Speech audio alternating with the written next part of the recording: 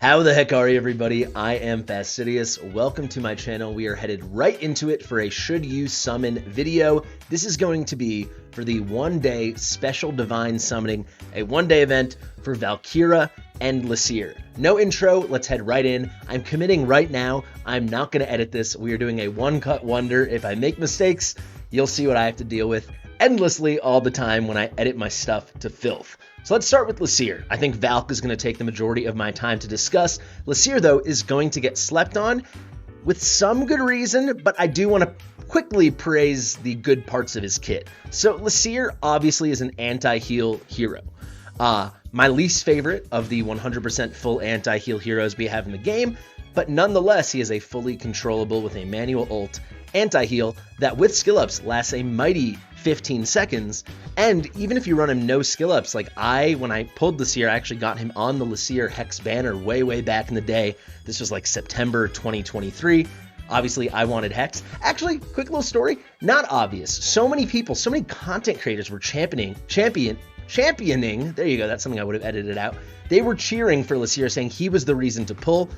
They weren't that crazy because at the time he was going to be the only full 100% anti-heal hero. The only other option was like the heal reduction through Zealous and his exclusive artifact. So it was exciting, but people were going nuts from the beginning. Go back, I have the receipts. I was saying Laseer's cool. This is all about Hex. Hex is ridiculous. He's game changing. He's OP.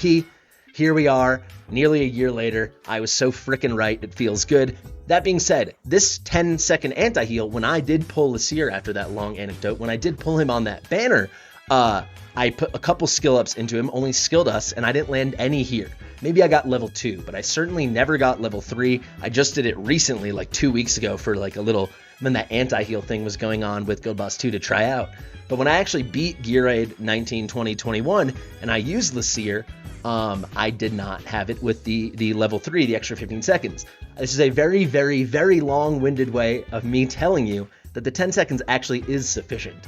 The 15 seconds is supremely more powerful, especially now that we have Gear Raid 4, aka Gear Dungeon 1, but you can get away with a lot of stuff at 10 seconds. So if you're a late game or end game, this is disappointing. You do not want Laseer, no chance in heck. But if you are earlier in mid game, this actually can be game changing. You can do 19, 20, 21 without anti-heal, but oh my god, it's so hard, especially stage 21. 19 and even 20, you can just power your way through it with really good technique. If you guys want videos on that, I can show you. I've done it a bunch in takeovers, but in general, the anti-heal's nice, and it's still not that easy to come by. It's still only available on no epic heroes, only on legendary heroes, which I find supremely disappointing. So he is valuable. To not to every player, there's another one, not to every player, it depends on where you are in your progression, but he's valuable. The key thing I want to key in on now, because everyone kind of knows him as an anti-heal hero, is his sand erosion. This is damage over time, which is like fine, like who cares? The key thing is when you have sand erosion, you can get these slows. Inflict slow on adjacent enemies based on their stacks of sand erosion. It can become pretty meaty slows, right? 3 seconds, you can increase that duration all the way up to 5 seconds. It's hard for him to start getting it out, but in content like Gear Raid 1 or when you have lots of mobs and he can get it out, it's really powerful because it's a lot of slow that is very nice. And the key thing is that slow kind of makes him a debuffer, not just for the crowd control effect, but for enabling the cultists to do what they're really meant to do. And that's, have the increased damage that happens from the Lord skills if you're running a Lord when there are enemies under any of these crowd control effects like stun, freeze, immobilize state, and of course slow. He puts it out really reliably, and he's kind of wearing two hats because he's your anti-healer and he's putting out a ton of slow. So someone like Artemis, who wears multiple hats as well, he doesn't have that crowd control. Demi obviously does, but she's an ancient exclusive legendary lord. She is brilliant. So Laseer is kind of like a very bad Demi, which isn't that bad. I could definitely see a team beating 121, if they really put all their effort in and they grinded out some good gear with like Nero as a lord and Laseer as a key piece, and then rocking some nice DPS like a Virna and then maybe some kind of esotericist team. Another thing you could see is maybe if you're running someone like a Bizu or Morrigan, they don't have slows and crowd control effects the way, of course, Aeon and Demi would have them. So Laseer can help enable that, and then you don't have to worry about bringing Amari or something like that. It's still pretty nice to bring Mari, so it's not the most necessary thing, but he frees up a spot. And if you're really trying to push and progress, I think that's really important. Kind of wanted to mention it. My big takeaway for you guys on Laseer, even if you're beginner, even if you're early game, mid game, you don't go summoning for Laseer. Do not be summoning on this banner for Laseer. Let's transition the conversation now to Valkyra. Laseer is someone, he's a common bucket legendary hero. Could you go a year without getting certain common buckets? Yeah, it happened to me. I'm over 10,000 summons. I don't have a Razak. That's kind of annoying, right? I would love to grab him. So could I have had the same experience and never gotten Laseer? Sure, but most people will get him. I have an A4 Laseer. Don't go hunting him out. He is not that kind of hero, especially when it comes to using your divine summons. You know who is that kind of hero? This baby. You saw her with that big smile on the thumbnail. Valkyra is so good. She was always good. I'd say she was between pretty good and good when I first started playing. She was very, very solid to maybe pretty dang solid. Let's put her in that range. As they have added more and more and more and more endgame content, and when they changed the map and the way Arena worked, she just emerged as a decided SS plus quality hero. She is so brilliant. She's really, really good in AoE Arena. She's insanely amazing when GVG came along. I mean, she is key to those northern teams. She's brilliant. Gear Raid 1, she's always been pretty viable. She's not like game-changing, but she's very good. And then Gear Raid 4, she's probably like the third best hero in the game for it. The other two are ancient exclusives. So for normal heroes, she's as good as it gets. She enables ridiculous strategies that just make the whole thing way, way easier. For Conqueror, you'll see her in some of the absolute top teams in the entire world for the Conqueror Codex. The list kind of goes on and on and on with Valkyra. Oh, and I didn't even mention Northerner Faction Trials. Can you beat it without Valkyra? Yes. Will it be easy to do without Valkyra? No shot in heck. She completely transforms the way you approach that. I've always had her since I started pushing Northerner Faction Trials. That was the last one I beat. I can't imagine like the amount of extra thought you'd have to put in. You can't just kind of ham-fist your way through it if you don't have her.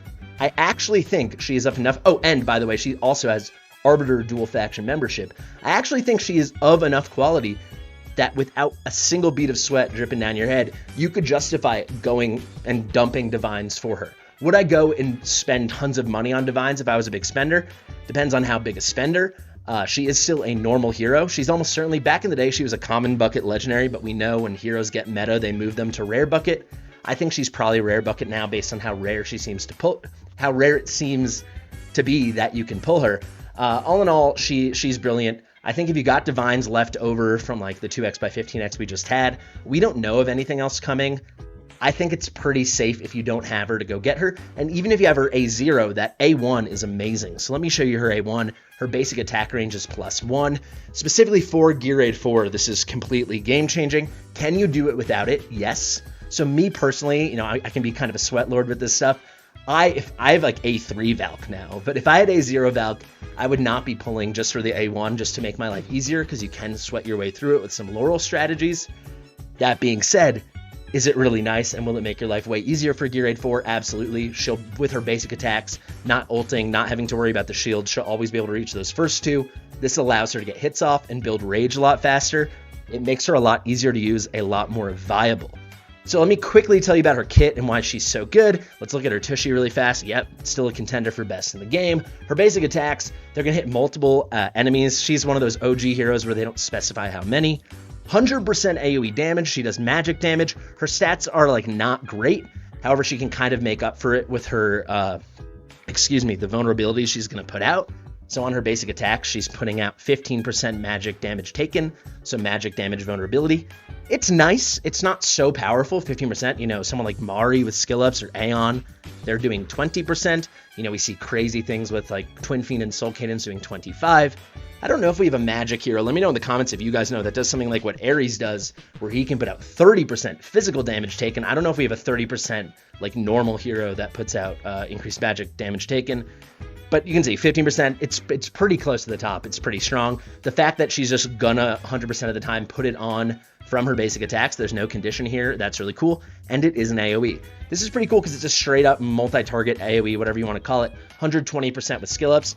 That's really significant. The ult over here, this is really key. A lot of times people will be doing gear raid 4 and they'll ask me why they can't reach those back 2. So if you use her on that top row, at A1, she can always hit those 2 guys in front, but then there's 2 guys 1 further tile away. People are like, even when I ult, I can't reach her. It's a little tricky to use, but once you know how to use her, she is so freaking powerful. So straight up, she's always going to increase her damage for 20 seconds. You can see that goes up to 30 seconds with skill up. She's got an extremely powerful ult, especially when you invest in it. You can see the cost goes down to 600. The duration goes up to 30%. The damage increases goes up to 50%. But the key thing is, if she is shielded when she ults, as long as she's wearing any shield, she'll consume that shield and she'll increase for the duration of her ult her attack range by 1. This is what enables you to hit those guys in the back row. And on top of that, she gets a damage boost up to 100% based on the strength of the shield. So this is relative to her HP. So if she has, let's say, 30,000 HP, and you put a shield on her with 30,000 HP, and then she consumes it, she will get a full 100% damage boost during that ultimate, on top of the already increased damage here, and they count as basic attacks. So she can be like an Infernal Roar hero. She functions in all 3 of the main DPS sets. Soulbound Arcana is still going to be the best for everything, but she functions with Infernal Roar very, very nicely. And even Ageless Wrath can be really cool, as long as you can get the attack really, really high. She's a great hero for this. Running her with someone like Gwendolyn, that's a crazy pairing, because Gwendolyn actually can give her shields big enough to get that full 100% increased damage based off of the shield strength. Very, very nice stuff there. Quickly continuing, this is probably the most overlooked part of her kit, Swords of Victory. With skill ups, you get a 5% attack boost. This is post-deployment that stacks 8 times. So if you can last that long, and with skill ups, it will be every 15 seconds that this is, every 14 seconds that this is triggered. So can I do that math that quickly in my head? 8 times 14 is going to be, I believe, 112 seconds, so just less than 2 minutes. In those 112 seconds, did I do that math right? I think I did, right? Yeah, in those 112 seconds, you can max this thing out with a post-deployment boon of 40%. It is crazy. So if you can get over that first hump in Gear Raid 4, Gear Dungeon 1, it's pretty nuts how strong she can be after that, as she stacks this and stacks this and stacks this and stacks this. She's nasty. She's just really, really, really good. So the final passive here, this little revival, to me, it's irrelevant, except for in GVG. This just makes defenses that much harder to take down. She's going to pick someone up. She can't pick herself up, but basically she can bring them up with full skills with 100% HP, just a full revive. And if it's the tank, and a lot of times it is the tank, because that's who you're going to kill first, she is just an absolute pest on defense. The final thing I want to say, and this is very GVG relevant, nowhere in this ultimate does it say when she ults she can hit aerial units. Nowhere in the Awakenings, nowhere anyway. However, I'm here to tell you, when she ults, she can hit airborne units. Doesn't say it anywhere in the kit, but obviously it's a fact of life. We've all tested it out endlessly. You'll see it all the time in GVG. That makes her even more special. So she's not stuck to just hitting melee units. Granted, if she's not ulting, she can't do it. But her ult also lasts 30 seconds with skill ups. So 30 seconds, basically half the time. If you time it out well, you build her really fast, she's going to be hitting aerials. She's crazy, dude. I mean, it's not piercing damage, but she's just really, really good. The Awakenings, if you're thinking of going really hard, this is mostly for you dolphins and whales out there. Her basic attack range +1, that's obviously a really nice quality of life thing. And, you know, unless you're going to get really sweaty, can be the difference between clearing like Gear Raid 4 Stage 6 and not. So that's really strong. I really like the A2 plus 5%, it's not post-deployment, excuse me, but plus 5% attack. I wish it was plus 300, because actually if you do the math, this is off of the base stats, 5% of this is going to come out to what? Let's do some quick math. So it's like 4,200. So it's going to come out to, why can't I do it? It's going to be like 210 additional attack, a little more than 210 additional attack. The plus 300 obviously would be a lot more potent. You kind of wish they gave it to her. They do that a lot more nowadays with these lower attack heroes, but like she's the ultimate OG hero, right? She's like one of the cover heroes of the game. So yeah, we're stuck with that. I wish it was 300, but you kind of need it because she's got such low base attack. This is kind of typical of a lot of our magic-based damage-dealing fighters. 4270. Wish it was more. Then we'll go to the A3. This is crazy. Damage increase based on shields during the ultimate. right? So she can consume that shield. Now it can go up to a full 150%. I'm also going to throw out there, I think I slightly got that equation wrong. I know Terran told it to me in the past. I think actually it doesn't have to be a perfectly even to get the full benefit. It just needs to be a large percentage of her HP. Do not know it off the top of my head. I'm sorry. Basically, throw a huge shield on her, especially if she's A3. The damage is lunacy. A4 crit rate. Again, a lot of the legendaries, you'll see 8%. She's stuck with 5%. That's kind of boring. It is what it is. And then the A5, allies revived by miracle. This is that passive, gain divine blessing, damage increase 10 seconds. Completely useless. Do not go summoning for that. It would be for like really, really nitpicky GVG stuff. But a lot of times, who's going to get revived by the divine blessing? It's going to be like a tank. I'm really thinking of GVG here. Maybe it has a use in like Conqueror. Damage increase, I don't know. I'm not into it. 100% is cool.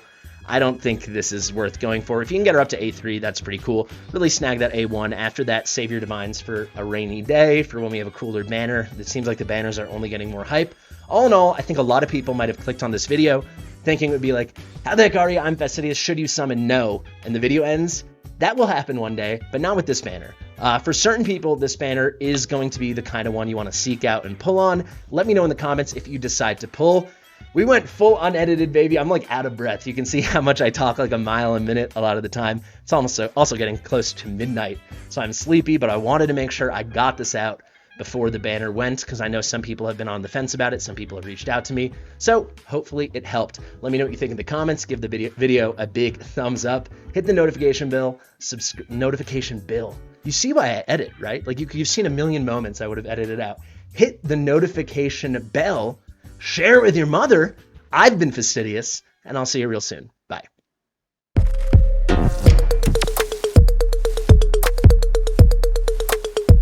Fastidious.